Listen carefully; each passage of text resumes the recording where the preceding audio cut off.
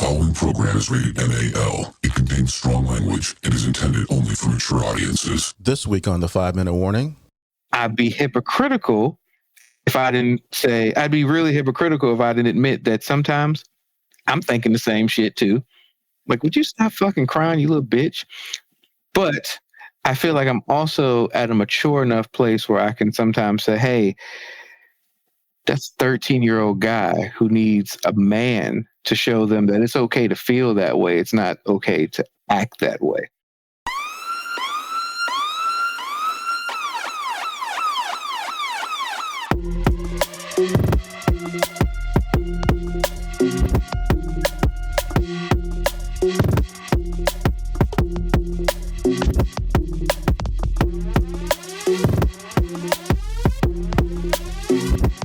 Show that gives you everything and nothing at all. That's everywhere you don't want to be. It's Ruben, Mo B, and on the ones and twos, AG.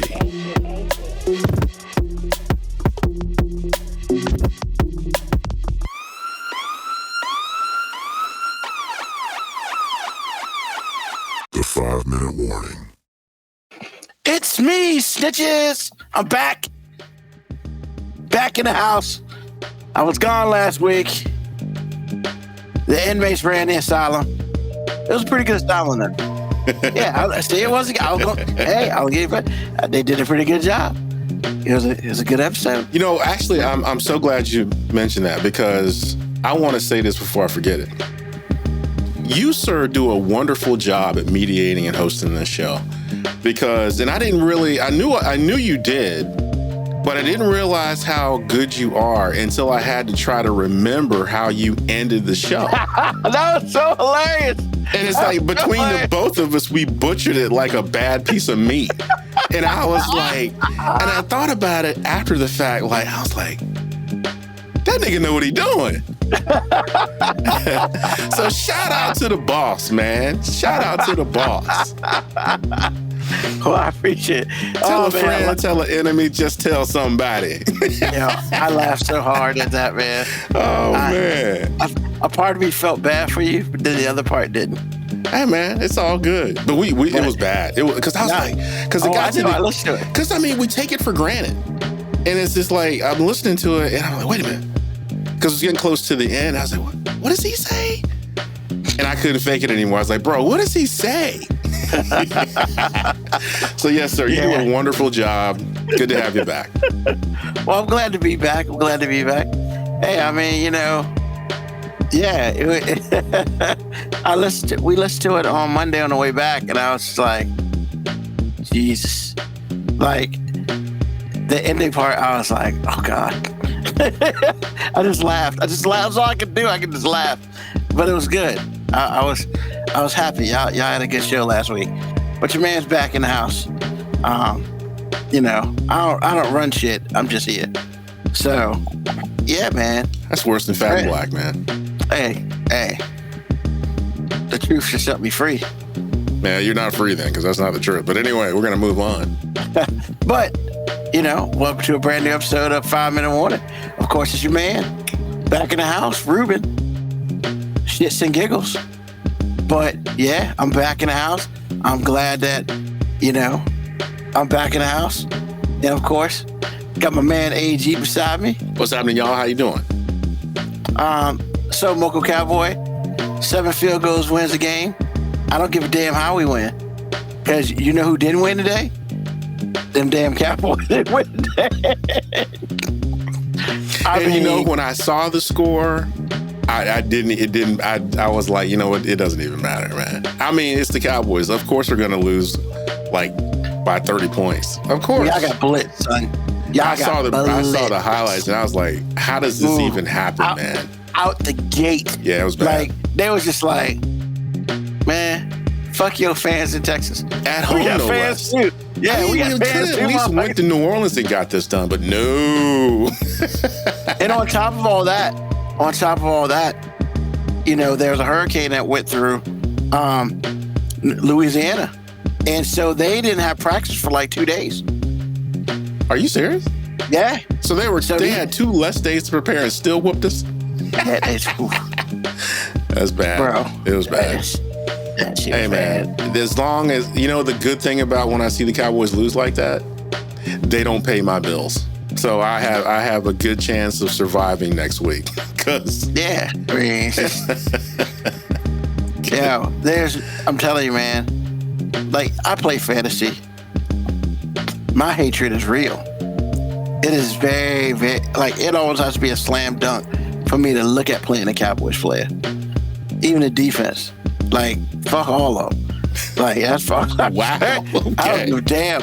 I don't give a damn if Dak is playing, Children of the Blind. I still think he would throw some interceptions. Like, I hate the Cowboys. I don't hate a team so much that I lose common sense about it.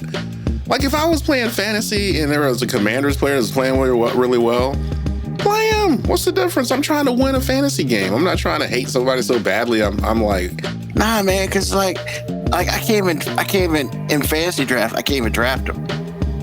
Like, I just can't. I mean, but well, the reason, and here's the reason why. This is the reason why. okay. The reason why is very simple. I go with the devil I know. I don't know the devil that's in fucking Dallas, because one week they're great, and the next week they look like Children of the Blind. I mean, you're not wrong. Lack of gifted. Like, I'm not saying to say suck, because they don't, but like, y'all can't even score on them, Bro, we do suck. Until we win games consistently, and really, you depend on the Cowboys to win games in the regular season. And if you can't beat the Saints, and I'm not saying the Saints are bad, but they're not as good as we are. But apparently they are.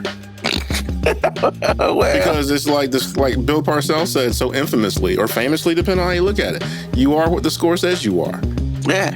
You And are I mean, you are the record. I mean, you are what the record says you are. So it's like we should be 2-0. But what I really liked about the game is how reactionary really smart football people are, which I don't think that they should be. Because for the last year and a half, Derek Carr has been trash. And then all of a sudden, everyone's gushing over him. It's like he was the same dude today that he was all that other time. But no one wanted to keep his talents in context. Yeah. The Raiders were an awful organization when he was there. Then they felt like, they don't blame us. Let's trade the quarterback because he's the problem. Are you serious? Well, they didn't trade him. They just didn't re-sign him. Oh, yeah, that's right. My bad. And I'm like, are you serious right now? I'm like, bro, Derek Carr has been that dude since he's been in the league. I have no idea why he gets... Because, man, see... They don't respect him, though. That was Mo B's boy, John Gruden, who did that shit. But I mean, okay, what I'm saying is, like I said at the beginning of this, if you are a football person, you mean to tell me you can't tell a good player in a bad situation, and that bad situation has cornered him into looking bad, as opposed to a bad player that's on a bad team? Well, so here's the thing, man. There's this shit called ego that comes into play. And with John Gruden, he had that shit in spades. He would much rather trade or let go Derek Carr, not re-sign Derek Carr. But Gruden didn't do that. Gruden was already gone. No. Nope, that was Gruden. Gruden got rid of Derek Carr. That's why he sucked, and that's why he ended up getting fired. No, wait, hold up. That's not right, because Gruden, I'm going to tell you why that is right. Because the next year, that the dude who's on the bench now for them, Gruden wanted to start him, the young boy at the time. Now he's like a third-year quarterback. He played last year sparingly, but he ain't playing this year because they got Gardner Minshew.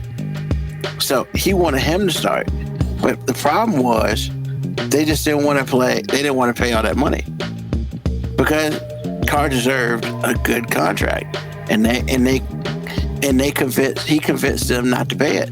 And this other dude who was a rookie, he came out, and John Gruden was like, yo, he'll do better for us than Derek Carr, which is the full reason why Devontae Adams came to the Raiders, he wanted to play with Derek Carr. That is the only, other than paying him, that is the main reason why he wanted to be there. So, yeah, man, it's just a whole bunch of Gruden and his fucking ego. And he's like, I'm smarter than everybody in the room. Guess what, motherfucker? You also fired than everybody in the room. And he's getting $10 million for the next seven years because he knows how to make a good contract, but his ego is in the way. Mo B will tell you straight up that's why. That's why. I mean, honestly, they kind of suck right now. And Devontae Adams will not be on that team by the end of the year unless he chooses not to get traded. Well, who knows? Only thing I'm saying is, number one, Derek Carr was there after Gruden because Derek Carr was the one that held that team together between him and the interim coach to get them to Antonio Pierce. What I'm saying, number one, there's two things I'm actually saying is the organization was also bad after Gruden left. I don't know what the son Davis was doing, but he wasn't doing a very good job. And it's just like I just feel like that Derek Carr was a scapegoat, but really the bigger thing with me is it doesn't have anything to do with Gruden as much as it has to do with the fact that there are people that talk about sports that are telling me that Derek Carr is a bad quarterback when I'm looking at it like, how do you figure that? He's playing for a bad organization. And so then I've been hearing this since he's been gone. And certainly last year with the Saints, the whole team didn't play well. I mean, they were a bad team. So they do what they did to the Cowboys today, and all of a sudden they're gushing over the dude? How can you be that reactionary is what I'm saying. I mean, Carr was a beast before he went there. And last year, there's some injuries and all this other crap. And this year, they came out guns blazing. Pump the brakes. You're a prisoner in the moment, reactionary. Nobody would have described Carr as a beast. I am the biggest Carr fan. He wasn't a beast. He was a really good quarterback playing for a bad organization. Beast? No. Was he ever upper echelon quarterback? No. Was he a good quarterback? Yes. Was he the problem there? No. Should they have got rid of him? Fuck no. But don't. He's had 2 good games now. Don't go being, he's a beast. Like, nobody was describing him as a beast. You had never in your motherfucking life had you said Carr was an elite quarterback before. Now he's had 2 good games, and you're coming, he's always been a beast, bro. Like, don't do that. It's disingenuous and disrespectful. Now I'm rooting for him. I'm always rooting for him because I know my organization did him dirty, and forget just did him dirty. This dude got the organization through so much rough shit. Exactly. And he was the greatest ambassador you could have for an organization. He was positive. He was always on the front line. I mean, we had a number 1 draft pick, DUI, never gonna play football again. He was the first person out there. We had all the Gruden stuff out there. He was the first person out there. And then, we just get rid of him and almost act like he's the reason we can't win. Crazy. But the whole he's always been a beast thing, pump your brakes, man. Pump your brakes. Like, really good quarterback. Glad he's having an opportunity. Hell, I would love for the Saints to win the Super Bowl just so he can get a Super Bowl in spite of my own organization. That's what I was talking about. Because like I said before, it's just like the media's been killing this guy for a year and a half. And then he has a game like he had today, and all of a sudden they're gushing over him. And I'm like, well, aren't you the same person that said he sucked just last week or over the summer or whatever? Reactionary. I think, you look at the numbers. He had a week last week, just like this week. I thought he was great when he was in Las Vegas or Oakland or wherever. You never described Carr as great. I've known you for a long time. And I've talked about Carr like that. how could we have not talked about Carr as me being a Raiders fan and us talking about sports as much? You might have said Carr solid. You said he was good. You ain't never said Carr was great. Never. Carr should have received a very good contract from the Raiders. Two different statements. Because I said that in my opening. We shouldn't have got rid of him. They should have paid him. But that's different than saying he was great. Like, I'm just saying, the man looks good right now. He played great last week. He played great this week. And those are two different statements. You're saying he's always been great, and now you're saying it looks pretty good. Like, yo, just I said he was great, man. Like, I mean, what more do you want from me? It's because that's not genuine.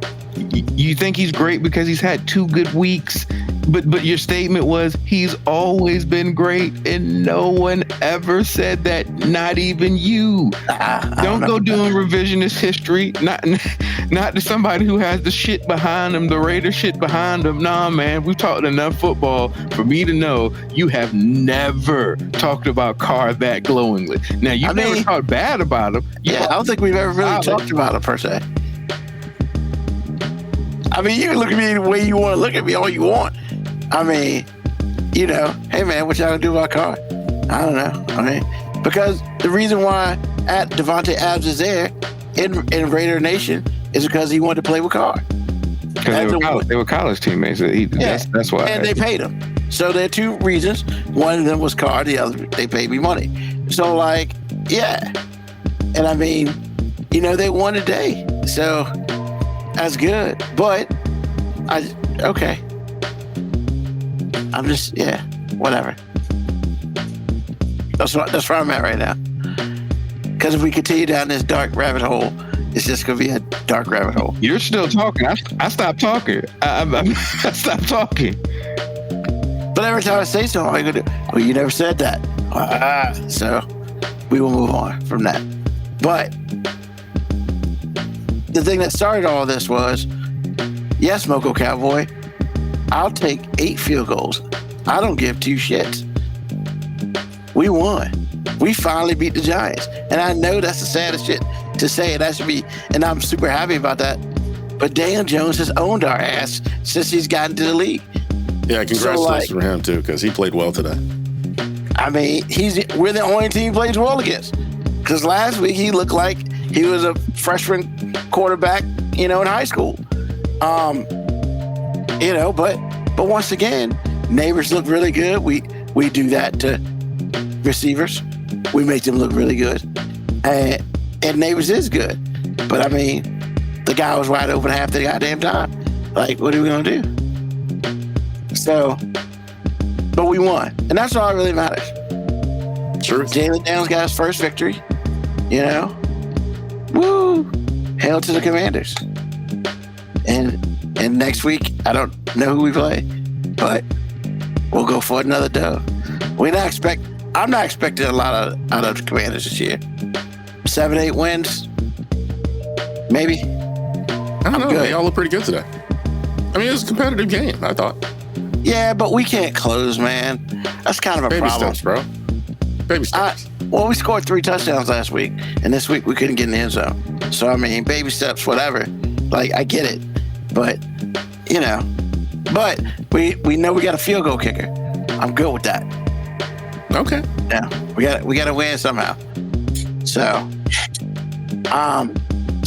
before we get into what we're going to talk about, look, man, I'm going to say this to anybody who can hear me, which ain't too many people, but yo, man, leave the motherfucker alone, man.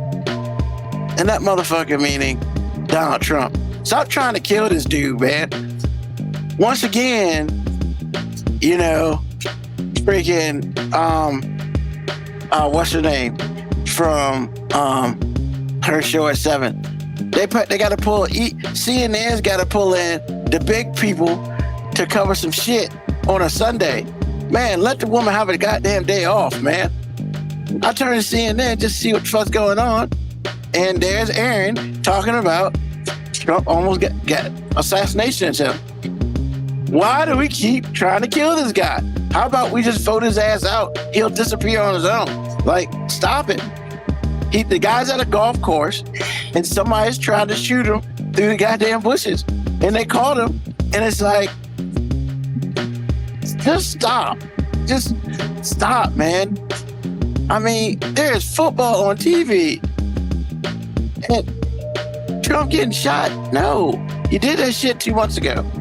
Just stop trying to kill this guy. Please.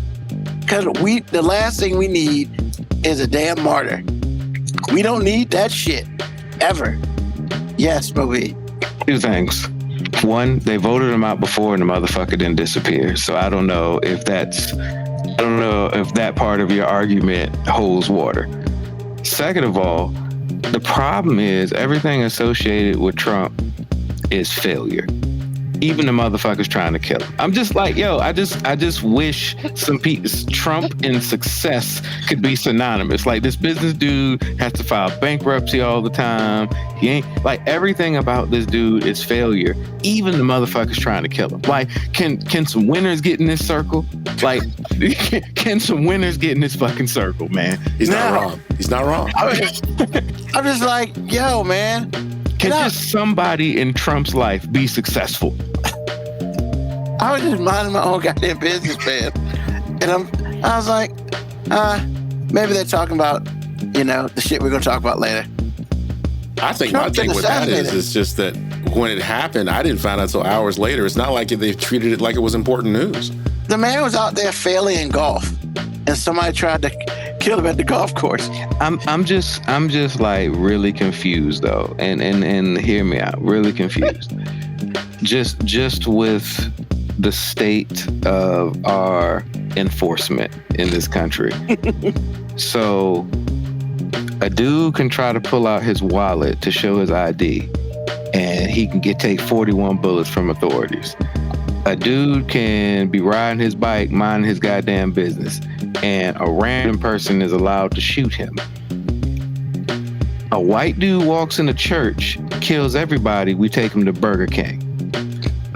Everybody who tries to do a presidential assassination on Trump he got arrested. How did he get arrested? Nah, the first guy got it. No, the first guy got it because he was still actively shooting. So I get that. They didn't want to shoot that guy. They just kind of had to for logistics.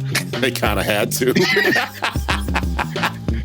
but this guy has a gun through a chain link fence, and we can arrest him? Like, make it make sense, man. Because look, man, if I walk by Trump with a multi-tool, I'm pretty sure I'm gonna take 4 to the chest, like just off rip. So the only thing was when they said this dude, somebody tried to assassinate the president and he been arrested, the first thing I thought of, oh, this is a white guy. Just no doubt in my mind, this is a white guy because he was arrested. After they said he got shot, he was murdered, did not survive, I'd be like, who knows? But when they said he got arrested, I was like, oh yeah, that's a white guy. He got arrested on the interstate. So he almost got tried to get away. Wow. Okay. That part I didn't know. I thought they caught him in the act or something. Nah. He had an escape plan and everything. Yeah. One of the Secret Service dudes was just scanning and saw the little barrel come through the chain link, pointed, and off they went. See, and that's what confused me. So somebody spotted the barrel and didn't immediately just start shooting? Because I just, I'm just... I mean, hey, man, I don't have an answer to that question. But I don't know the protocols, procedure, none of that. I just think it's really sad that as soon as they said the dude had been arrested, I already knew what the dude looked like. They didn't even need to put a picture of the suspect up there. And I'm like, I pretty much got it. White, middle to late age, white guy. Probably looks like he had a few too many drinks on a Thursday. You know what I'm saying? Like, just I already had, and then when I showed the picture, I was like, yeah, he did it. He did it. Yo, man, I'm just like, yeah. But yeah, I'm just saying, man, just stop trying to kill the dude. Do better. I mean, that's all. I'm just saying. I am not advocating for murder. I'm not advocating. I'm just simply saying, if you're going to have a plan and you're going to put a plan in action, be successful. Just be successful. No, nobody is happy with a failure. But doesn't the guy get a little credit for like almost killing an ex-president though? I mean, no, you don't. You don't get credit for almost. So this is not horseshoes. Especially on a golf course where somehow you made it in a golf course that the president was at, as much as they have people, spotters, and the fact that you made it there, if you're going to make it that far, that's like running a marathon, getting to the like literally seeing the finish line and being like, nah, I ain't got it. I mean, that's like you about to hit that dude with dominoes and somebody beat your ass to it. I don't know, man. I just, my first thought was, is this staged because he's doing poorly? I don't know. And that's therein lies my problem. That's why I'm just like, if you're gonna do it, be successful, because I don't want all the conspiracy theorists coming out. Hell, I don't want to become a conspiracy theorist and be like, man, this shit feels like that debate happened and you was like, oh shit. But I mean, I got to rally the troops again, and we were the most rallied when I had some blood trickling down my face and I had the Black Power fist up. Yo, man, I'm not gonna lie, AG. The thought crossed my mind because they were saying, doesn't it though? It crosses everybody's mind, and that's why I'm just like, man, just do better. Because so we're back to that now. Just do better. Yeah, it wasn't on his calendar. It was apparently it wasn't really written down or anything anywhere. Everybody just knew that's what the plan was, and so they're saying it might have been some social media stuff. Somebody at the golf course was like, "Yo, put it out there. Trump's here at the golf course. Put it out on X or whatever." And I'm just like, see, this social media shit, man, getting people fucked up, and it's just like. I'm just, stop trying to. Yeah, but is it that surprising that Trump wasn't at work? Well, it's a Sunday. Well, once again, on what else does he do? That's his job. Campaigning right now, like that's his job. Campaigning. No, I guess everybody gets the day off. Coming up with this supposed plan to like end healthcare that's already in place. Like that's never gonna happen. Yeah. There's a lot of things that he could be doing. I mean, with like Moby is saying, Ruben, I still think the dude doesn't deserve a day off because he talked like a dog about Obama when he took a day off. When that dude when Obama took a vacation, Trump was everywhere talking about, see, lazy. Look at him, lazy. I mean, all I know is just stop trying to kill the dude on Sunday. Like, it's not working. The weekends aren't working for you. So maybe a Wednesday? I mean, hey, first of all, it's Sunday. He's a man of God. Yeah, but you know where he didn't get assassinated attempt at? Church. I'm just, church or the house. You know what I'm saying? He wanted neither place. Yeah, I mean, it's just, I don't know, man. It's just. I'm just saying, if there's an assassination attempt and we found out that Trump was in United Methodist Church somewhere, I'm like, oh, hey, that dude has some insider information. But, Trump was at the golf course. How could he have ever known Trump was at the golf course? Like, come on, man. all I'm saying is, we haven't had anybody try to be assassinated since Reagan. In 2 and 3 months. So one of three things has happened. Either A, nobody has ever wanted a potential president to be dead more than this guy. I'm just saying that's a possibility. Two, the Secret Service really don't give a fuck about keeping this guy alive, because we don't hear about assassination attempts because usually they're thwarted before they happen. So the fact that there's been 2 almost successful ones means either the Secret Service don't give a fuck, or like somebody has consciously made a decision. You know what? I'm just gonna look this way. I'm just gonna look this way. I'm gonna look this way. I don't even see nothing over there. Wow. That's after they doubled the secret the Secret Service on his detail from the last shit. It's more people now. Or 3 people inside this man's circle knows one of the best way to get this dude elected is maybe if we could just almost kill him to shut up. Like, just if we could just, like, I kind of, they probably like, instead of the ears, if we could have just got him in the lips or something, like something that would have prevented him from talking for a little while, or maybe in the hands so he can't tweet so goddamn much. Like, you know, just it's his own. Sometimes, you know, they say it all the time. It be your own people's, man. So it would not surprise me if somebody in this man's circle is really just like, hey, man, the best thing I can do for you, sir, is to try to kill you. Like, that's going to get the troops growled. That's going to get the troops going.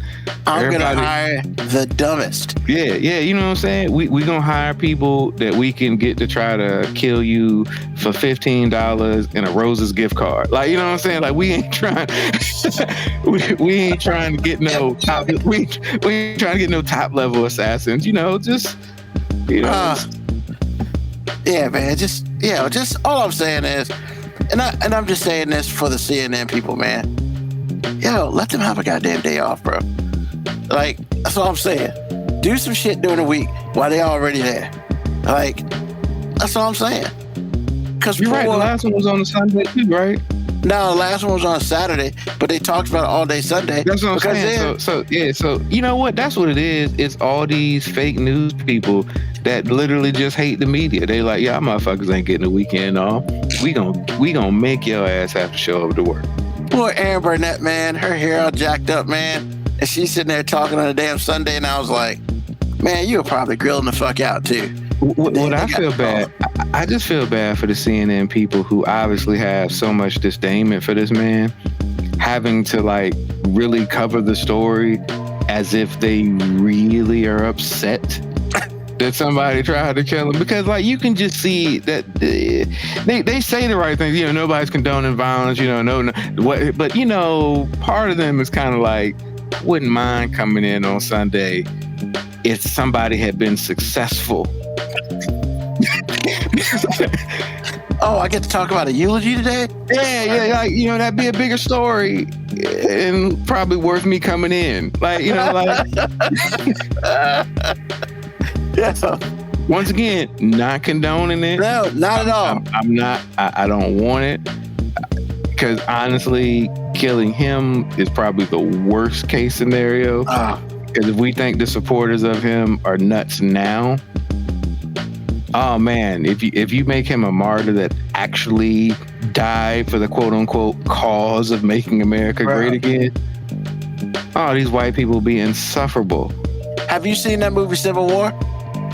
Yeah. Well, no, I haven't seen it. Yeah, that's what will happen. That's exactly what will happen. I saw it last night. And then most importantly, man, like, I just, like, the first thing I think about when the idea that, you know, we could have lost Trump today, like we could have really lost him, is like, who's gonna keep Byron Donaldson happy, like sexually, if he can't bend over for this man no more? If he doesn't have an orange dick to put in his mouth, what is he gonna do with himself? What would he do? What would he do? The Byron Donaldson hate to start. I'm just saying, what would he do? I mean, I don't even know, man. I mean, that's a great question, but I have no solutions for it. Fuck that guy. I just put that out there. Well, I mean, that's not the question. Yeah, I just felt like I need to make that statement. What about Tim Scott, man? What's he going to do? You know, Tim Scott was on TV the other day, man.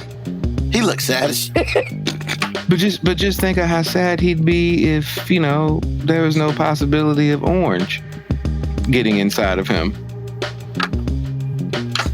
I don't think he's getting it anymore, to be honest. You won't be. Yeah. Here's the thing. He might not be getting it no more. That don't mean he don't still want it. He still wants it, man. He still wants it. Like, look, man.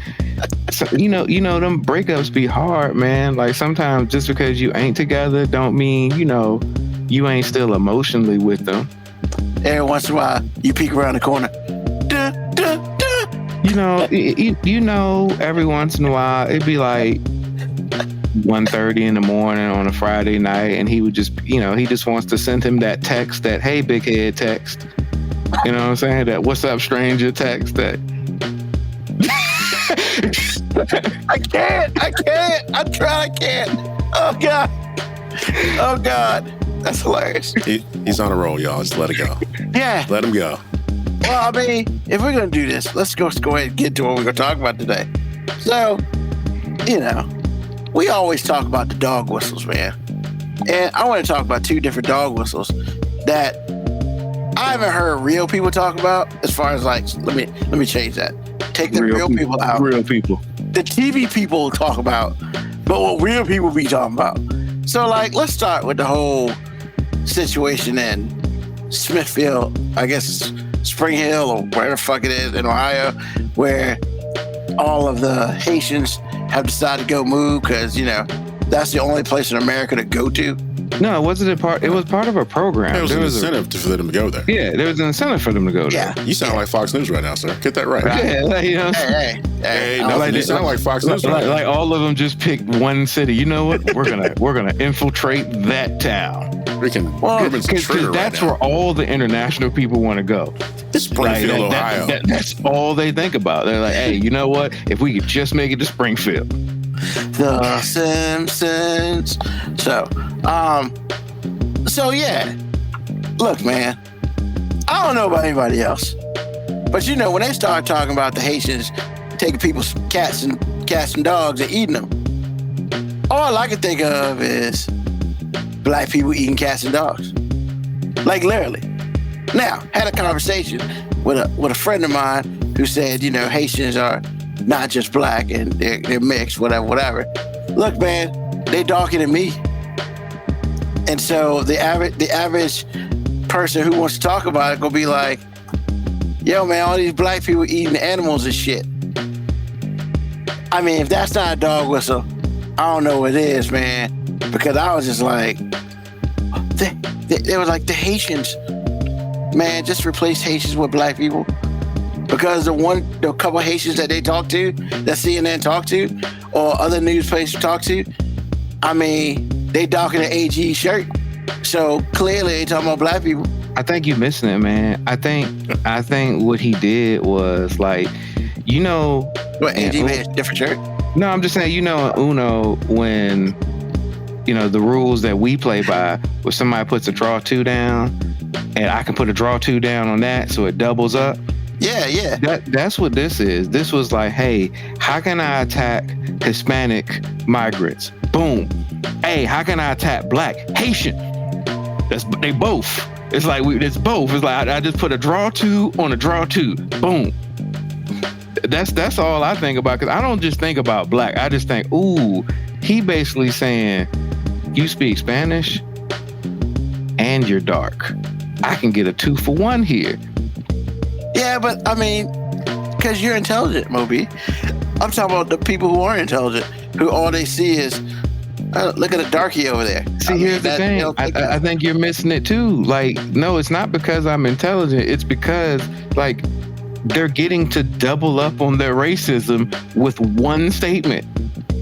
Because now you're offending black people and you're offending like people from our entire country. Like, it's like a 2-for-1, man. He got to meld it together by just saying one place. And the thing I think about the most is, man, can you, like, I just feel like there ain't no motherfucking way he could have made that statement about, like, Chinese. Like, I'm just saying, like, if he was like, there reports in Chinatown that they're eating all the pets. First of all, be a whole bunch of fucking jokes. Because a lot of people would be like, well, we've been knowing that for a long time. It's called Chinese food. But can you imagine the amount of backlash? I'm just saying, could you imagine the amount of backlash that would have been if he did that? He ain't going that route. No. So it's like, hey, we got to talk about these Haitians, man. Like, hide your cats. You know what I'm saying? Hide your dogs, hide your cats. They out here eating everything. I mean, yo, man. And I was like he kept saying it. And then his dumbass running mate got into the spin room and was like, it may not be true, but if that just brings attention to the amount of, immigrants coming into America at that one space, then I think it's worth it. And I'm just like, are you dumber than a box of rocks? You can't call. We've tried to help you with this, sir. You I keep understand, calling man, it but dumb when it's not dumb. It's genius. I'm just saying that he actually admitted that the shit could possibly be fake. I mean, what else is he gonna say? That's not dumb. That it's everybody's job. When you're in an abusive relationship, like the people who have to work with Trump are, it's your job to protect the abuser from the public outlash. Like that's why when a woman will say, "Oh no, I fell down some stairs," they're protecting their abuser. Now, yes, I know it's fear, it's shame. That's advances, man. He's like, look, man, y'all know I'm not qualified to do this. Y'all know I don't really want to be here, but like I gotta be here. Like, what you want me to do, man? I'm a white guy that's got this far for no real reason other than the fact that I'm a white guy. You think now I'm about to go against the grain? Well, he was against the grain until, He was against the grain when it was cool to be against the grain. There were a lot of Republicans who, after Trump got ousted, they were like, all right, we're gonna disavow this guy because that's the future. And then when they realized that the supporters weren't going nowhere, they were like, oh shit, he still is in charge even though he ain't here. So no, I was just bullshitting. You still the man. My bad. You got the juice. My bad. You got the juice. I ain't heard that line in a long time. Oh shit. So, AG, man, you want to get in on this? No, I mean, it's just for me. It's not really a trigger because it was too obvious to be a trigger. A dog whistle, because dog whistles are much more subtle. This was not subtle. And really, there's the context that was extracted from the whole situation. If I didn't have a wife that really, kind of digs down and really finds out what's up, I would be one of those people too. Because the only reason those Haitians are in Springfield, and like I said before, is an incentive to do a job that white America didn't want to do. Kind of what happened to Florida last year. Where they talked about these people, then the price of orange juice doubled because the white folks were too lazy to pick their own oranges. And they found out the hard way. So that's first. And like I said, the second thing is not a dog whistle if it's obvious. And, all it takes to create a narrative is, a gullible, it's not gullible. It's like they want to hear things that make them look better than anybody dark. Like Mo B said, they don't want to dig around with people that can play white. Like if you're Jewish, you don't want that smoke. If you're Asian, you don't want that smoke either. But the Asian part that's brown, you can probably mess with that. But if you black, that's the only obvious choice. And that's what this was. So this lady makes a comment and somebody else says something about it and it's viral. Then people are afraid of stuff like this because people want to believe the stuff that they're scared of. It just furthers the narrative to me. It's like everything else. Like if this was like 70 years ago, all black people got a switchblade. Really? We do? We do? Yeah, apparently. But that's a narrative out there that's easy to say, and then everybody's all riled up for nothing. But again, when you talk about black people, man, they develop anything they can to make themselves feel better. Even if making themselves feel better is scaring them to death.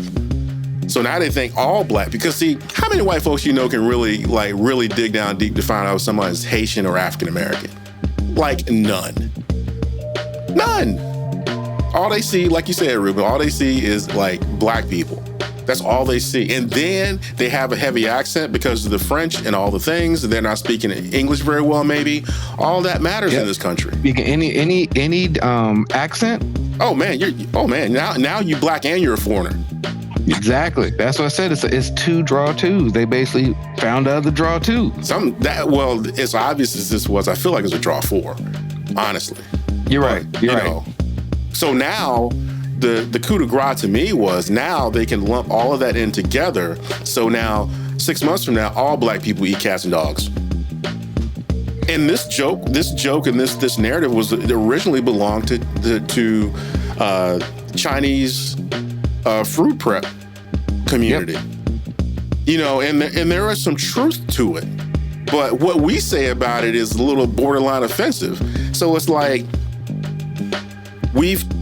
they have taken that away from them, so they feel better, giving all of this to black people, and we just like, I don't even like cats. But okay, that's what we're doing. So yeah, that's what I feel about the whole thing, man. It's genius, but it's not really genius because, like I told Lauren when she was explaining all this stuff to me, it's low-hanging fruit at this point. You don't have anything good to say. You don't have answers. You've let a brown woman and a white dude scare you to death.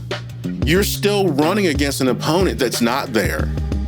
And you about to get your ass whipped by somebody that you've been degrading for all your life. And on top of that, not only is she a woman, she brown. And you're freaking out. So you're just saying anything that you want to say. But except for giving me a solution to what you're going to do about this or that or the other. If the inflation is as bad as you say it is, which it's not, if gas prices are as bad as you say they are, and they have been under $2 for like the last 3 weeks, or under $3 for the last 3 weeks, if you're saying all of these things are horrible, and look what Biden did, give me some answers. And could you please stop talking about Biden? Because he's not running against you anymore. He hasn't for the last 7 or 8 weeks. But that's all you're talking about. I'm like, bro, why are you freaking out? You had a plan against women and how you're going to treat them and how you're going to run against them. But like, apparently that got thrown out of the window. So again, like I said, man, they're trying to think of anything that they can except for doing the job to discredit anybody that's got black or brown skin, or like this assassination attempt, as far as I'm concerned, to divert attention away from the real dope, which is this guy's a clown. He doesn't do anything well. He wants to fuck his daughter, all the things. So, I mean, as far as I'm concerned, that's what's going on. So that's what I think about all this. All right. Yeah.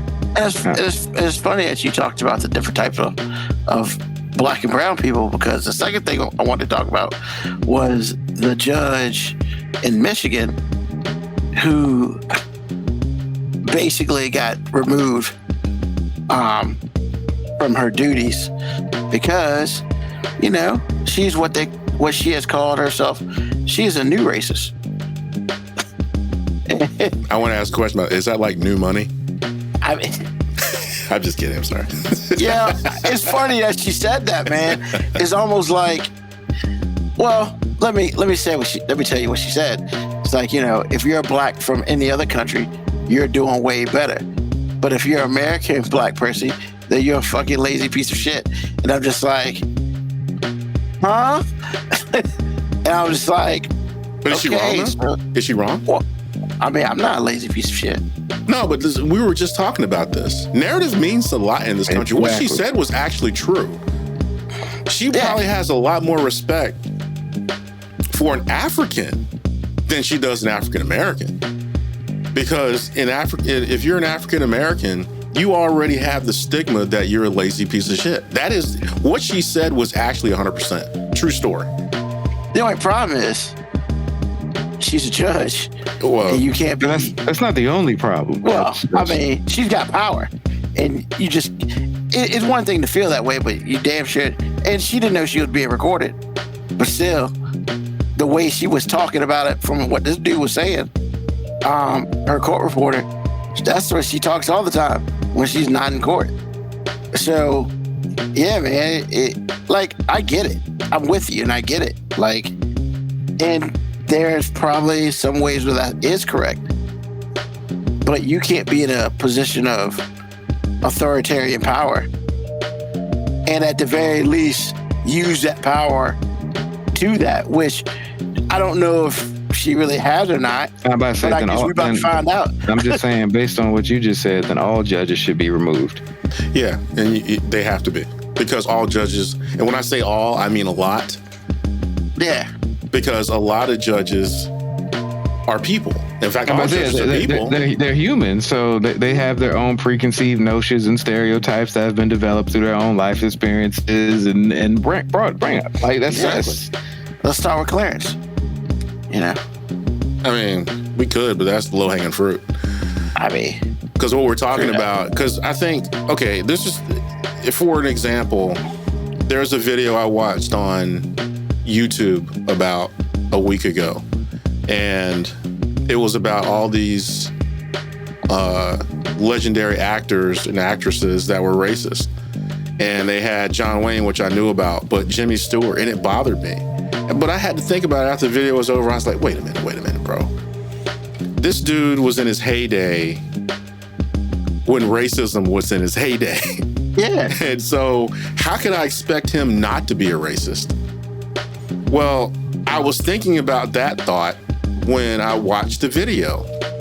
Because my initial thought was, like what you said, I singled her out as an anomaly. She's not an anomaly. She's the norm. The anomaly is somebody who maybe was like, yeah, I'm a white person, but that's vile. You have to go. And no, I don't trust the woman who pulled the trigger. Because she might be able to feel the same way, but she has a different agenda of maybe protecting Oakland County.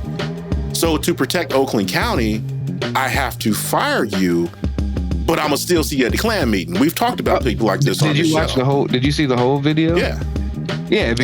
Because she was basically only interested because this was brought to. He sent it to the media at the same time as he sent it to her. Right. Because he had already sent up stuff about sexual harassment that she had ignored for 3 months. Exactly. I do have a problem with the guy that called out. And my only problem is, I mean, I get it. I get power dynamics. I get, I get all the things that, you might be fearful of, which is why you stayed silent for so long. Mm-hmm. I get that. But what I don't understand, the only way you can get a recording of somebody talking like that is that person had to feel real fucking comfortable talking to you like that. Very true. Or talking about those things to you, because he was recording calls that were coming to him. So he was on those calls too, as she's saying that. So I always got to give the side eye look when I'm just like, all right, I get it. If you would have caught her having a conversation that she didn't know was being recorded to just some rando, sure. She was talking to you, bruh, which means what in your dialogue with her in the past made her feel so comfortable as to talk to you in such a manner? Well, I think, and I hear you, but this is what I gathered from it. I felt like she wanted to bone this dude. Ooh, yes, I feel like that's what happened as well. But if you're not boning her, why is she having these type of conversations with somebody who's not? I feel like they did do something, and then he wanted to stop. Now, granted, there's plenty of reasons. Maybe he did it because he felt like he had to, and then he's trying to get out, or he's trying to separate it, and then she's using her info. I get all the power dynamics. It just feels weird that like this has been going on for years, as you say, and now your response is, I just don't want her to inflict this type of pain and damage on people. Like, yo, she been doing it for years, and you were at least okay, or at least. And also the other tolerant thing, at least and the other thing was that he was just like, I'm not looking for a payday. I'm looking just to do my job. Bruh, like... Yeah, in all fairness, it's like, how could I ever keep you here? Because nobody's going to trust you. Exactly, because like whether you were in on it or not, the fact that it went on for years before you reported it, You were And complicit, why? man. You were, And why did you just report it? Did something happen to the point where she was like, I don't give a fuck, whatever. Because, you know, men get scorned just like women. Women are just a lot more open about it. And they'll tell you, I'm going to end you to your face. Men just be like, I'm going to kill that bitch later. You know, all low and shit. And that's what he did. He kind of set a trap for years. And then it's like, they say he said he's got recordings for years. Yeah. Like you've been recording for years, and you ain't. I mean, who are you protecting? You weren't protecting the victims. You did this for yourself. yeah. Like maybe you're not looking for a payday, but you did this for yourself. I mean, he probably wanted to make sure that he was cashed up. So if something were to happen and he loses his job, he's still good. But Oh, that was the ultimate job security. She could never come out and try to get rid of him. The second she would, oh, for real? You want to get rid of me? yeah, I mean, You sure about that? so I mean, yeah, man, it's as crazy as it is. It's also really like questionable on, you know, what do you say sometimes, Moby? Sometimes it's not the message, it's the messenger. Yeah. And here, I think the messenger is a little shady. And because here's the other thing. How do you know she ain't got no dirt on your ass? It doesn't Unless, matter. well, it depends. Depends on Because here's the thing, right? Like he sat there and said, well, I'll show up in court for to talk about the authenticity of this. But that don't mean she ain't got shit on you either. Like that's the whole thing. Like you went against her. But Well, I guess he might feel like she ain't got nothing on him because, quote unquote, he's never done anything like this. yeah, but maybe he's like, I never made statements like these. I guess in the interview, he seems really comfortable. Like he's gonna come out this bitch unscathed. It's all her, and I'm just kind of I don't know if I say he seemed really comfortable. What I'll say is he seemed really, really hopeful that the system works. Which, I mean, look, that's a pigmentation side effect, man. Like, he's got no reason not to feel like the system won't work out for him. But yeah, he made a statement about, I just want to do my job for the county. Like, bro, there's no way you're going to have this job after this. I'm surprised you're in it now. Well, I mean, that's not true. They might because now he's got the retaliation and whistleblower thing protecting him now. But I got to find a way around that if I'm the county, because I'm like, it's just not a good look for you to still be here. Not at all. You were implicit on this shit for years. It'd be one thing if, like, I've been recording her the last week. She been getting reckless. All right, cool. Yeah. I've been recording her for years.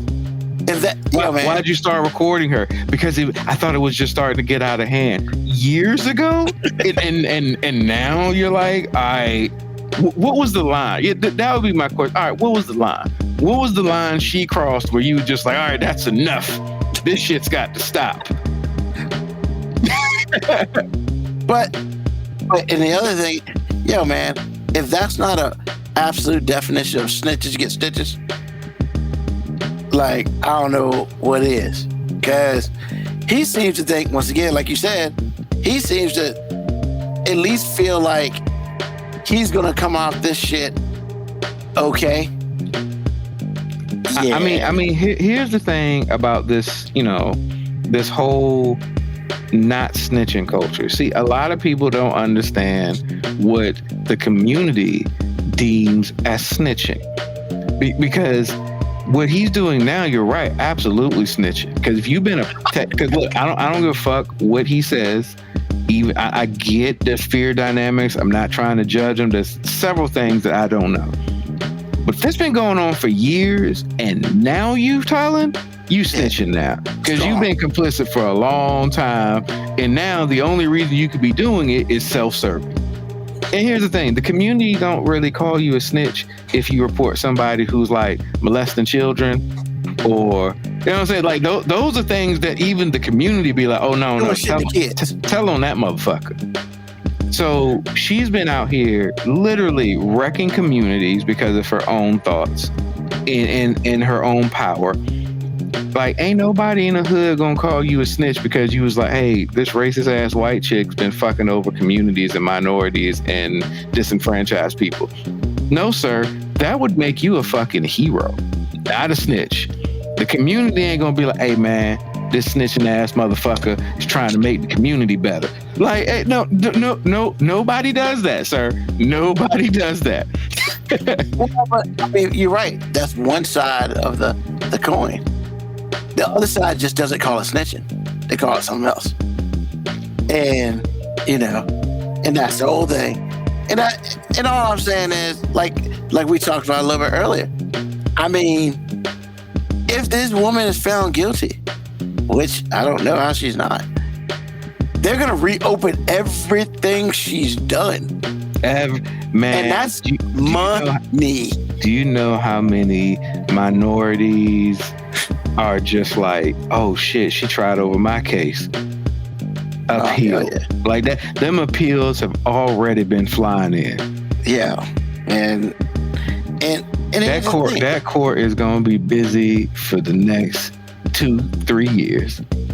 When you could have stopped this a long time ago. Or you at least attempted to stop this a long time ago. But you want to be part of the team, and one day you decide you didn't want to be part of the team no more. And you tried to get out, and they said, nah, baby, you county judge for life. And hey, he's like, I gotta do what I gotta do. So I mean, yeah, man. I don't want to like try to speculate on his motivation or what he's going through. I'm simply saying, I can't give you a cookie for coming years later and doing the right thing. I mean, cool. I'm glad you're doing it. I'm glad it's all come out. But a lot of people might have suffered because you're it's like, and then I just wanted to do my job and keep my job. Like, now this is going to be the judgmental side of me coming out, and I'm just open enough to admit it. Dude, you are a white male in a job that exists in a lot of fucking places. You didn't need this particular job.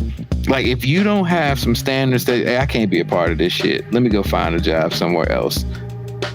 But nah, you've been here for years watching this shit. And I think the one thing we really haven't talked about is how comfortable the whistleblower came out and talked to people, talked to the media. I mean, once again, you say comfortable. I'm not saying comfortable. I'm saying he talked like somebody who trusts the system. I mean, if it was me, I'd have been that dude in the dark with a different voice. Yeah, when she came up to me and blah blah blah. Yo, that'd have been me, man. I'd have been the Godfather without the light, motherfucker. You wouldn't have known who I was. And see, I mean, how are they gonna get a job anywhere else, man? Like, I mean, you can do other things. All I'm saying, man, you're not being a court reporter because the judge ain't gonna be like, fuck you. Nah, man, I ain't got time for that. Man, I still say that this didn't happen because of the racial part. I think it not at all. I agree with you. Because to me, if I'm him, because there's actually two things going on for me. If I'm him, I'm probably sleeping with her. But like Moby said earlier, it's just like maybe he wanted to stop or whatever. So, but she wasn't having it, and I can fire you because I'm the judge. So like y'all were talking about the power dynamic. Oh. And that's when he was like, if you don't, then I have this on you. The reason why she talked to him freely is because it could have been pillow talk. Exactly. The other thing that's going on too is the reason why I ain't really tripping about when he's doing this Because if we're gonna say this about him, we have to say this about virtually 95% of white America. Because a lot of white America that aren't racist will not comply, but they're comfortable with hearing about it because it's like that awkward thing. I ain't trying to come out and say you're a racist, but ain't that racist? And so you live with it. Because when you're a white person, it's like where you sit with it is different than we do. It's much different than we do. So it's just like, he was probably real comfortable because most white people are comfortable to some level with some level of racism. How many white people do you know? The first time somebody say something racist, like obviously racist, they cut that person off. There aren't many. So most of them make excuses. That's exactly what I'm saying. Well, they didn't mean it that way. Exactly. You rationalize all of this, where black people don't have that luxury. When we hear something racist, it is what it is. And so, the juxtaposition is just different. So like I said, man, it's just like you have all this going on, and then there's this. And this is the question I don't think the video answered. If it does, y'all let me know. But based on my very, very limited TV-generated, law degree, if you record somebody unknowingly, you can't use that in court. Now, you can spread it, and it's a fact because somebody's recording this, but he was talking about going to court and testifying. It's like, unless she knew you were recording, there's nothing to testify. Depends on the state.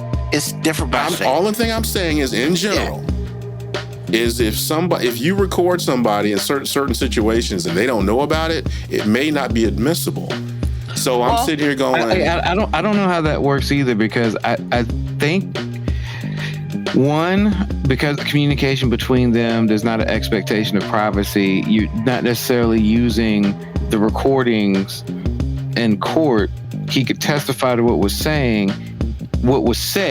He could say, this is what she said to me, and then set recordings could be used to verify his story, not necessarily used as evidence without it. But once again, I don't think it's about pressing charges, because I ain't hear nobody say nothing about going to jail. They just got her off of the bench. Well, she's not going to lose her job. I mean, I would be amazed if... Well... I think she's going to lose her job. I don't think anything else is going to come of that. She's just not going to be a judge.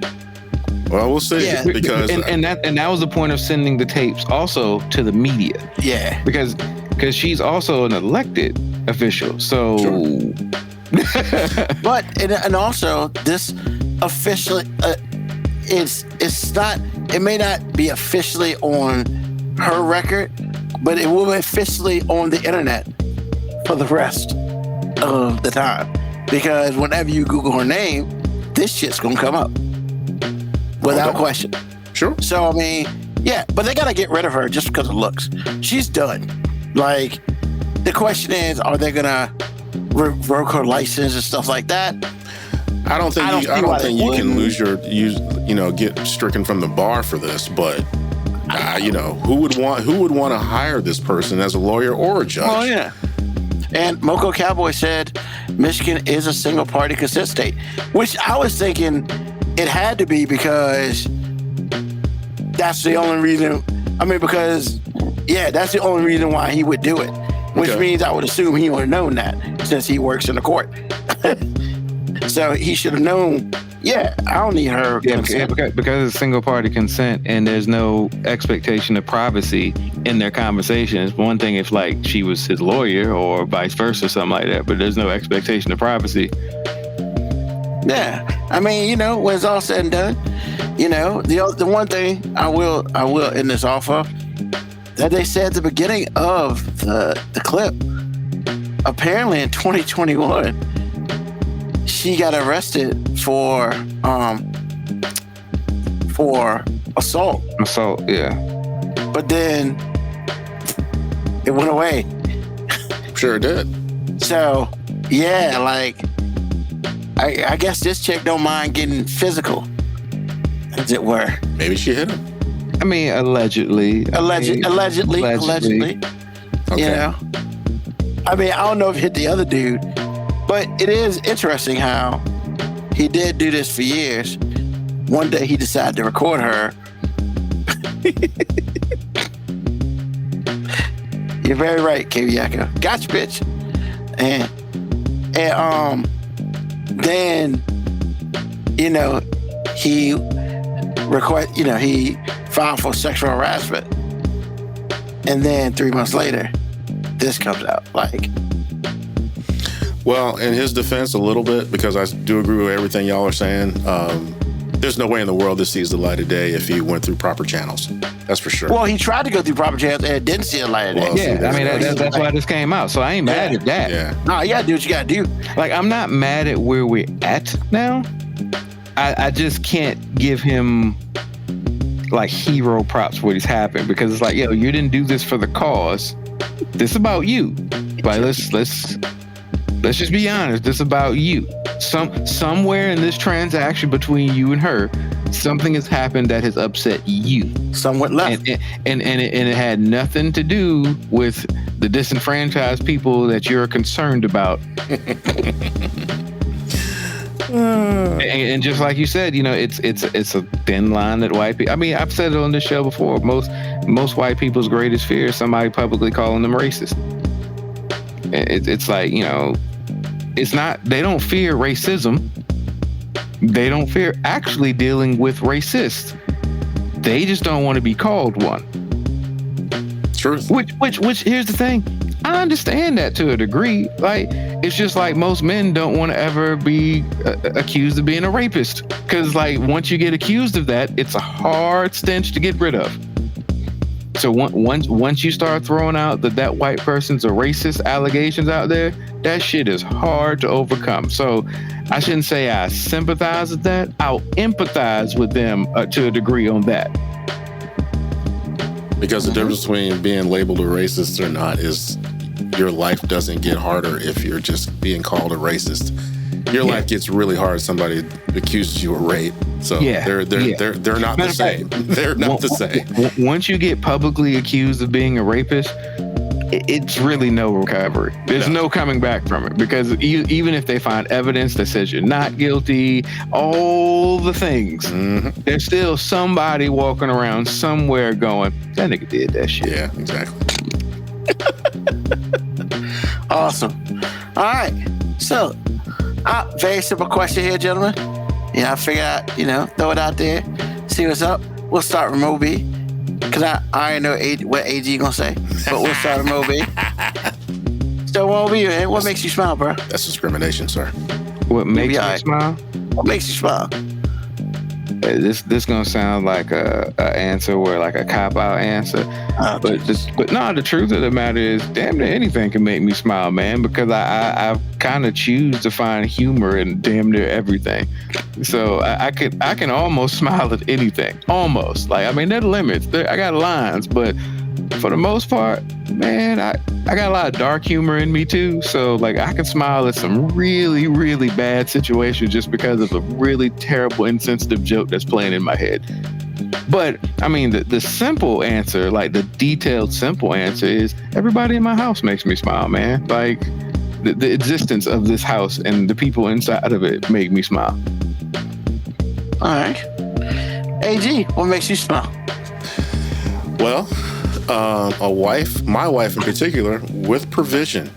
I like to see my wife taken care of. I do not like to see her struggle. A decadent meal. A good one, not McDonald's. A good one. McDonald's is not good food anymore, man. I hate to admit it, because McDonald's, they took care of me my entire childhood, sir.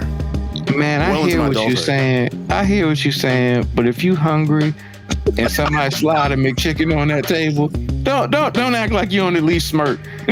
I mean, it's the difference between being married and watching porn every night. That can be necessary. I guess. What? I guess. Because one is clearly better than the other. But I'm not going to sit here and say it's good. McDonald's is not good for you, man. I ain't saying nothing about it being good, AG. I said, and I will partake. When you're hungry, you gotta do what you gotta do. That shit, it might make you smile a little bit. And honestly, some of the reason why I feel this way about McDonald's and a lot of fast food joints is because the quality of food has been reduced a little bit and the price has doubled. And it's just like, I can't with y'all.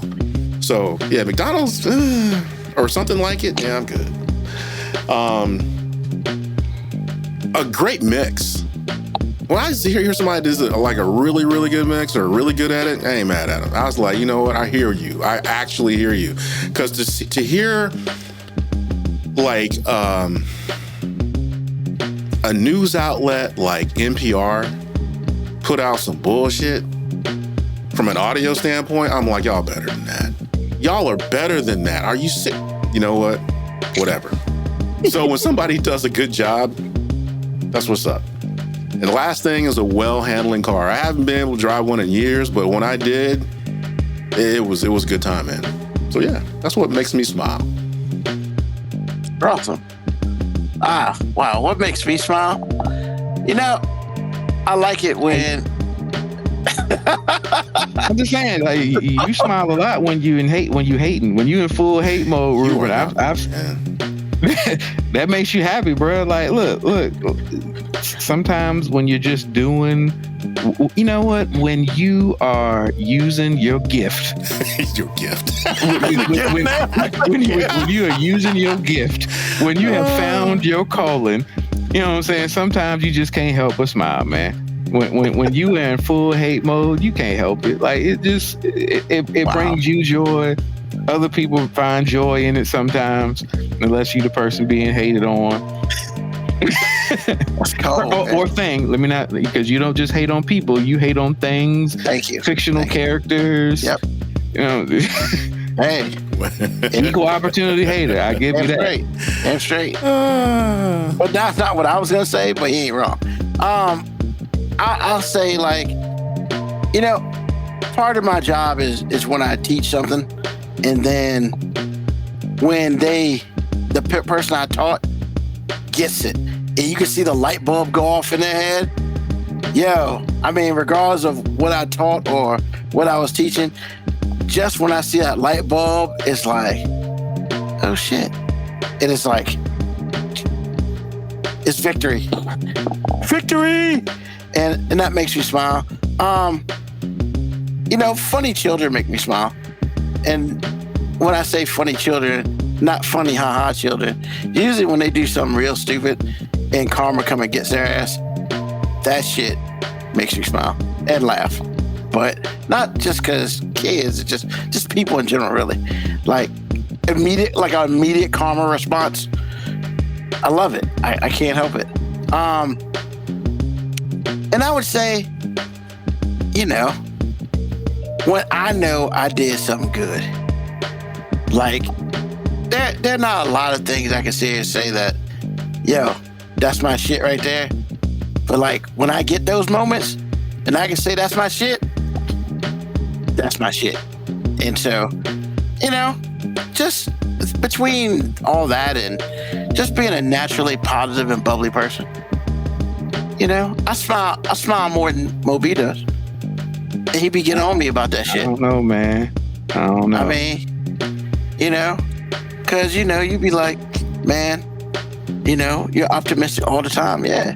Because, man, if I don't be positive, I'm be negative. Hold on. So wait a minute. You say you smile more than me just because you're a more optimistic person than me?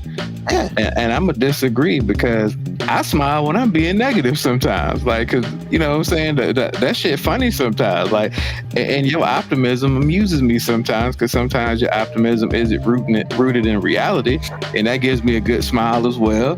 But man, I smile a lot, bro. I never said you didn't. But I'm just saying, like, I feel like you were trying to use my grounded based personality as a means to say you smile more than me. Don't you challenge my smile? My smile. I think you're thinking too damn hard about it. First of all, you don't know what the fuck I be motherfucking smiling about. I mean, once again, You taking this shit deeper than it should go. Moco Cowboy. When I see it, I don't know. There are some people that I'm like, yeah, I'm glad they got that shot. You know, I think the other thing is I like to be surprised. I really like to be, as far as wrestling goes anyway, not that other shit. Like, don't surprise birthday party, shit like that. Hell no. But nah, yeah, like when wrestling surprises me, because I unfortunately read some of that shit sometimes, but when they surprise everybody and like just crazy shit goes down, yeah, that shit makes you smile. Because I mean, when I know I got, that means I know a whole bunch of other people got. And that's, to me, that makes you smile. So, awesome. So, AG, man, what's on your mind? I guess two things, actually. The first thing is a statement, next thing is a question. So the first thing is, I hear a lot of like stuff on Instagram and Gen Xers making themselves out to be tough individuals. And as a Gen Xer, I can understand where that comes from, and sometimes it's true. And this is with respect to who they think are weak, like, you know, millennials and Gen Zers especially. Number one, Gen Xers are broken people. Because we had parents that were coming out of mean parents with respect to how they parent now. And so our parents were trying to create some balance in the force by treating us a lot better than their parents did. Not that our grandparents, which are their parents, you know, were mean or just like abusive. It wasn't like that. But some of the things that they dealt with quietly, you know, they're like, we got to change all this. So our parents treated us a certain way. But there was a dark side to that too, because, you know, our generation, you know, we just kind of had to deal with things a little less quietly, but, you know, we had some things to say. But what we did was we grew up and we had kids and went the opposite way. The pendulum went from here to there. And so we had kids that are soft. And so I'm like, sometimes I can understand it. But half the time I'm like, whoa, back up. I'm not going to believe nothing a broken ass Gen Xer is going to say, because we're broken, angry people. We had to do everything by ourselves. We couldn't really say anything if we were getting abused or not. Everything was a certain way. Get over it. Well, there's not anything wrong with that until it is. And that's kind of what you're dealing with. So a lot of times when Gen Xers say stuff, I'm like, okay, I understand what you mean, but understand where you're coming from before you open your mouth about some stuff you kind of started. Because with your attitude, you had kids and then they had kids, and that's how we got here. So understand that before you start saying people are soft. You started all this, or we started all this. So that's the first statement. The second is a question, which is, if I say anything about, well, I shouldn't say that. If I criticize Jewish behavior, whether it's something they're actually doing wrong or not, is anything I say mean as I'm anti-Semitic? Like if I see someone that is Jewish and they're clearly doing something that's not cool, am I allowed to say anything about that before they label me as anti-Semitic? And I'm asking y'all, anybody who wants to answer, because I have been hearing about people that have said this or that and the other, and they're not entirely wrong. But immediately they get, their soul gets snatched out of them and they're labeled anti-Semitic. So is that where we are right now? I mean, yeah, we are. Okay. I feel like we're like that with a lot of things. I mean, if you say anything critical about women, you're misogynistic. It just like depends. Yeah, it just depends on what group you quote unquote are representing. Okay. All right. Well, that was the question, because I'm sitting here and listening. Actually, this thing on 60 Minutes I was watching with Dua Lipa, and she had said some things. I don't know how recent it was. all generated from her stance on the whole Gaza-Israel conflict. And I'm sitting there going, so, okay, let me get this right. So if she feels like this, then she's anti-Semitic? I didn't see where she was being bigoted. I see where she might have had an opinion about that particular conflict. And I just started thinking about it, just going down a rabbit hole, like, so am I not allowed to criticize, poor Jewish behavior if that's what's happening? Yeah, I mean, Israel is committing war crimes right now. I don't care what anyone feels about Gaza or Hamas. Yes, Hamas, a terrorist organization in Gaza, did some fucking horrific shit. That does not mean Israel's not actively right now committing war crimes. Okay, and you should be able to say that without somebody saying you're anti-Semitic. They'd be like, "Well, Israel has the right to defend itself." Absolutely, but I mean, well, that's not all they're doing, though. Yeah, it's like, yo, if a white dude stabbed me, and then I went and just started slapping every white person I saw, yes, I have the right to defend myself against that motherfucker, not against everybody that's around. Okay. Yeah, I mean, essentially that's what my question was, because I kind of felt like being Jewish makes you bulletproof to some degree. And I don't necessarily think that's fair, but I do understand that's the way it is, if that's in fact what is happening. Not how I feel about it, but is that, what's happening in the world right now. Yeah, so yeah, like I said, man, Gen Xers, broken people sometimes. And they're telling other people that they're weak. And it's just like, number one, you started all this. Number two, you weak too, because you're broken. Those are the things we dealt with. Number two, if I can't criticize you, then that says a lot about you. Because no one is above criticism, because we're all kind of assholes at some point during the day. So I'm like, well, okay. So that's what's on my mind. Just thought I'd ask. Awesome. Thank you, sir. Mo B, what's on your mind? Man, you're talking about the generational thing, and I was gonna my what's on your mind is similar. But yeah, man, I realized yesterday that I'm part of a generation of male that is very conflicted about emotions. Because on one hand, I feel like people or guys in my age group have a different connotation of what masculinity is. And I think there's some confusion happening between the generations, or the generation beneath us, I shouldn't say beneath us, behind us in time. And now, like, as I coach, I'm coaching a lot of young men. That's what I'll call them. They're young men, adolescent men. And I'm also dealing with men in my age group who are coaching. I happen to be the oldest person there, which is it just is what it is. As a coach, I'm the oldest coach, and I didn't even realize that until like we started. But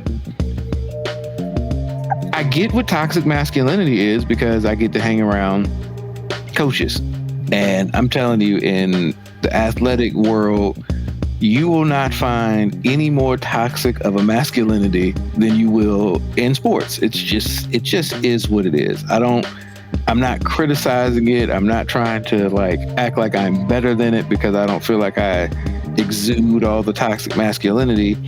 It just is what it is. But the problem that exists, and what I experience all the time, is this divide in how we view masculinity, and we're being tasked to help develop these young men who, for whatever reason, I'm not trying to make a big stereotype, but it just is what it is. More guys are being raised by single parent, predominantly single women households, and their idea of teaching emotional stability to young men is in many ways non-existent, because a lot of times their first instinct is to protect their sons from dealing with negative things that might adversely affect their emotional well-being. Part of being a man in the generation I was learning how to deal with emotions, not ignore them, not have them, although we didn't discuss them a lot, which is kind of going into that toxic masculinity. But we were taught that the mark of a man is not having emotions, it's not acting on every emotion. And as a coach, I deal with sometimes other coaches whose idea of masculinity is suck that shit up, walk it off, stop being a bitch. And I'd be hypocritical if I didn't say, I'd be really hypocritical if I didn't admit that sometimes I'm thinking the same shit too. Like, would you stop fucking crying, you little bitch? But I feel like I'm also at a mature enough place where I can sometimes say, hey, that's a 13-year-old guy who needs a man to show them that it's okay to feel that way. It's not okay to act that way. And I don't know how we bridge this gap, because you know who's not going to bridge this gap? Mothers. Because Lord, as a coach, the thing that I dread the most about coaching is looking over to the side or looking over the gate or whoever is there and seeing somebody's mom call their son over to baby them about somebody hurting their kid's feelings. Ma'am, part of that guy's growing up needs to be, hey, sometimes you got to take your L's. And sometimes L's are emotional too. AG, me and you talk up here all the time about like emotions that happen through relationships and failed relationships, failed ventures. That's part of your development, taking L's. So what's on my mind is, hey, moms or parents, because there's some dads that are the same way. Hey, let your 13 or 14-year-old take an emotional L right now so they can learn how to deal with an L. Because the worst thing you can do is make it so that the first time your kid actually has to deal with an L, they're already a fucking adult and they're not equipped to deal with it. That's why we have so many irrational, emotional young men doing dumb shit that's emotion based, and they're in their 20s, and we're still letting the media and people say he's just a kid. Motherfucker's 22 years old. You're not a fucking kid. My mom let me know I was a kid as soon as I turned 18. You can't get the fuck up out of here. Here's this luggage. Figure it out. I'm not saying that's the way you need to be, but what I'm saying is like, hey, part of the growing up process is taking L's. Learning how to deal with it and growing. You can't grow if you're never uncomfortable. And we've got a whole generation of kid out here who the worst thing in the world to their parents is that their kid is ever uncomfortable for any reason. And I'm just like, hey man, this shit's gonna get even worse on the next generation, AG. Like, when these kids have kids, holy shit, man, I don't know what's gonna go on. Like, I don't know, because at some point the pendulum's going to swing back, and it's going to swing back hard. I hope so. But then you're right. When you say that swing back hard, I'm like, man, what's going to happen? It's going to be some kids growing up like they were, in a concentration camp. It's going to be bad. It's going to be abusive. It's going to be a lot of things, because what you just said is like, even though I don't say it, I still think it. Like, stop being a bitch. Eventually. I admit it all the time. I think it. Yeah. I think it. And then I almost sometimes feel guilty for thinking it. Because I think it about my own kids sometimes. Right. I'm watching Kira play basketball, and every time she hits the ground and takes a little bit too long to get up, I'm like, did you get your soft ass up? I mean, you ain't hurt. You ain't hurt. You're right. But I would say the only thing that kind of thwarts all of this is parents that want to go down that road, or they actually do go down that road, and they develop this child, and when they hear it coming back to them for the first time, the parent turns into the bitch, because you built this Frankenstein, and you're like, why are you so mean? That's not mean. That's exactly what you did. So there's that part. Because I've seen it for myself. It's like I've seen it in myself. We talked about this last week. I've seen it in other kids, and I've seen the faces that their parents make. And it's like, no, You built this. They're exactly what you want them to be. And so, like, why are your feelings hurt? Oh, you're feeling hurt because it's happening to you. Or it's happening to somebody and you're seeing it, you're an audience to it. It's like, ouch. That's what you want them to be. So it's like, at some point, some parents were going to have to be like, that hurt, but you know what? It's going to be okay. Shut the fuck up. Walk it off, because this is what you developed. So there's that part too. I don't know if there's another part to it. But again, like I said, some of the things that I said to my mom while she was still living as an adult, because I got tired of her making me a bitch. And I was like, I ain't gonna be no bitch no more. And then when I developed that attitude and she asked me about something, I told her what I told her, and she's like, hey, G, what's wrong with you? I mean, what's wrong? What do you mean what's wrong? I just answered your question. She was like, why are you so mean? You wanted to say congratulations. I thought that she would be happy. Exactly. I'm here now. Exactly. And she didn't. She crumbled. It was like you're responding to me like you're June Cleaver, but the whole time you've been my boss. I'm like, you can't have it both ways. So all I'm saying is, to make this short, because it's your thing, I'm just like, that part of it has to change. At some point, the person that built this machine has to let the machine eat. And if you don't, you're kind of wrong. Yeah, man, I promise, man, I'm out here doing my best, man, to have balance. Like, because I'm hard about certain things, but I always try to come back and like talk. And I'm just like, hey, this is why I'm saying this. Like, this is why I am reacting to this in this way. This is why when you fall down and I'm just like, get the hell up, you're not hurt. It's like, I'm not saying you're not allowed to be hurt. I'm saying if you always act like everything is the end of the world, how will I know if it in fact is the end of the world? Like, as your parent, I want to jump in and swoop to your aid all the time. But after a while, I get exhausted if everything is something that you need saving. Like, no, sometimes you got to get up, and sometimes shit's going to hurt and nobody's going to give a fuck. You just got to keep moving. Like, I just don't want you to be that. It's like, I've been coaching for so long that my biggest fear is that sometimes my kids turn into the kids that I hated coaching. Like, I mean, I'm honest. That's my shortcoming. Like, I was coaching long before I had kids. So when I had kids, I'm just like, I just don't want my kids to be that kid that I hated coaching. Understood.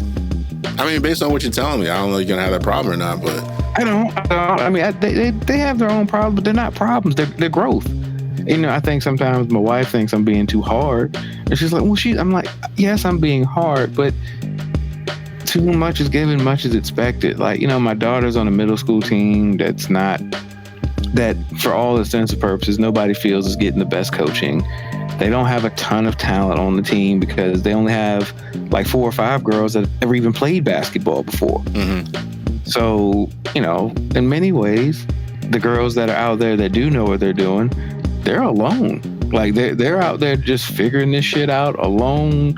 And Kira feels like she's got the pressure of the world on her shoulders because she's the quote unquote leader. And I'm just like, and my wife is like, oh, they're putting too much pressure on her. And I'm just like, yo, that comes with the fucking territory. If you're the quote unquote leader or the quote unquote best, and I'm not even trying to say she is the best, but what I will say, and what I tell her all the time, because I know this for fact, no one works harder than her.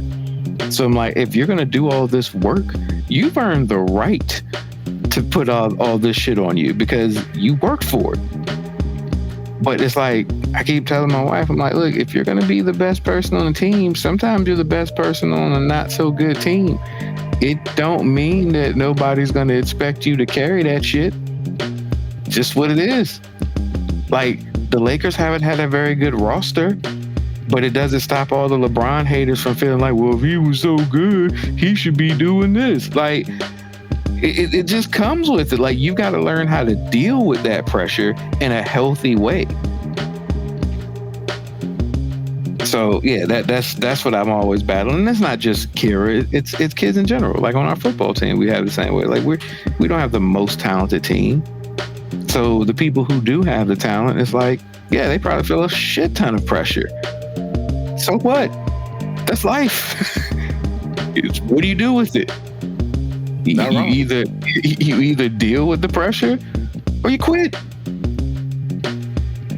Not wrong. Those are your choices. At the end of the day, you are not wrong. All right. What's on my mind is very simple. It's really a combination of a lot of stuff we've talked about today. I need to let everybody know that karma does exist, and it's fickle. It could be good one day, bad the next. Good one session, bad the next.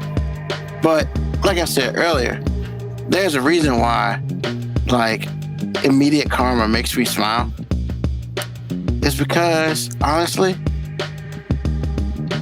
that immediate karma comes to douchebags who do bad shit.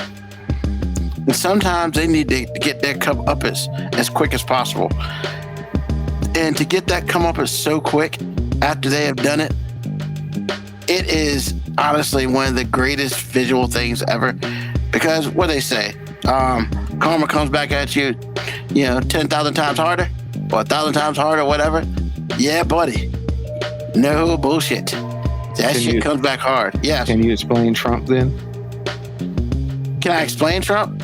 Yeah, I can. So are you saying that Trump is the karma that the country deserves?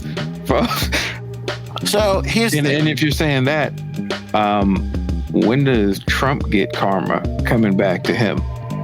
So I'll hit you with that. So do I think Trump is the karma that the country deserves? Not the whole country, no. But I think honestly, there's a certain people, I'm not gonna say a group of people, I'm just gonna say there's certain people who, they were in a position and they put us in a bad position, and that's what we got from it. What? I'm sorry. Football. Oh. Football. It's okay. Somebody hit Caleb Williams with a clean hit, and all the Chicago Bears sideline seems to be really upset with this dude. And I'm just like, what? Because he hit your guy? Like, tell your motherfucker to slide. Duh. He didn't watch Jalen Daniels play last week. I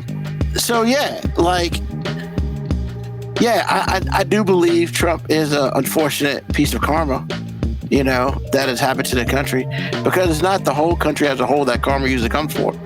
It usually comes for a certain group of people. Now, that same karma came back when he lost, and that certain karma came back while he's running.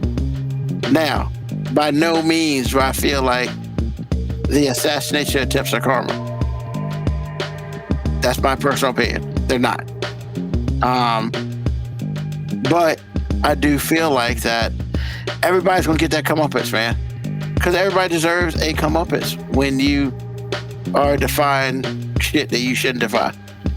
That's just my opinion. So, I mean, if Trump loses, I'm very interested to see how some people handle it. But then again, if Trump wins, I'm still interested to see how some people handle it. The hope is, as long as you vote for who you want to vote for, that's the best thing we can do. But yeah, man, I'm a big believer of karma.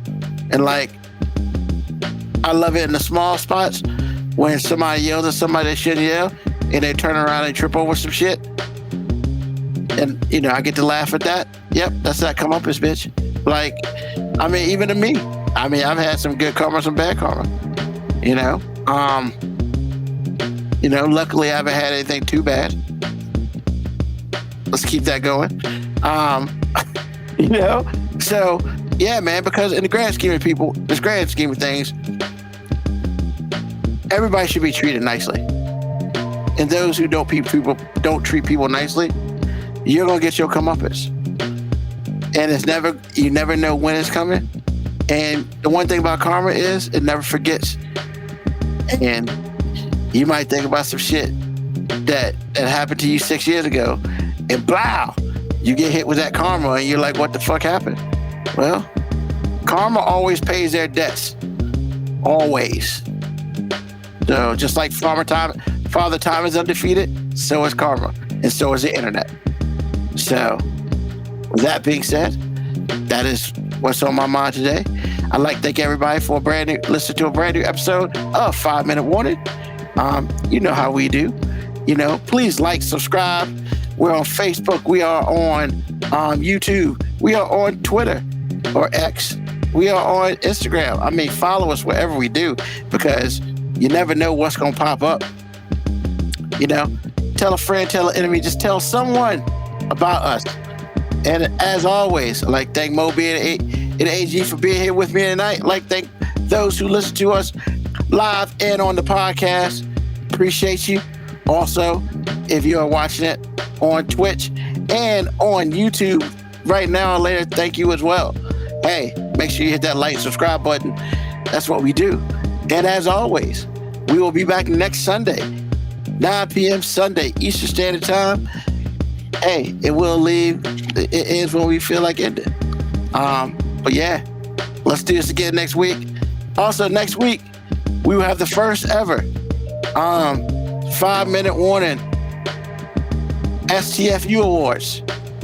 You want to be here for that. I guarantee. You want to be here for that. We're giving out some awards next week. And if you don't know what STFU is, look it up yourself. Because we have our own award show. As much as Moby hates award shows, he's going to like this one. But with that being said, thank you again for listening. Hey, as we always do, peace, love, hair grease, soul, and deuces.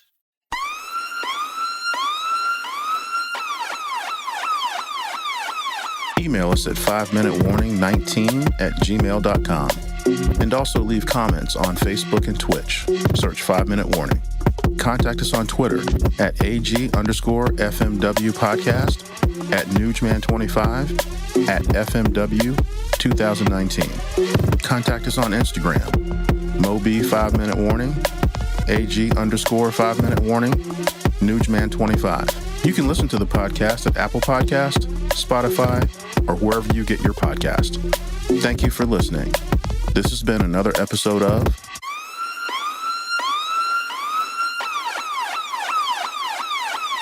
The 5 Minute Warning.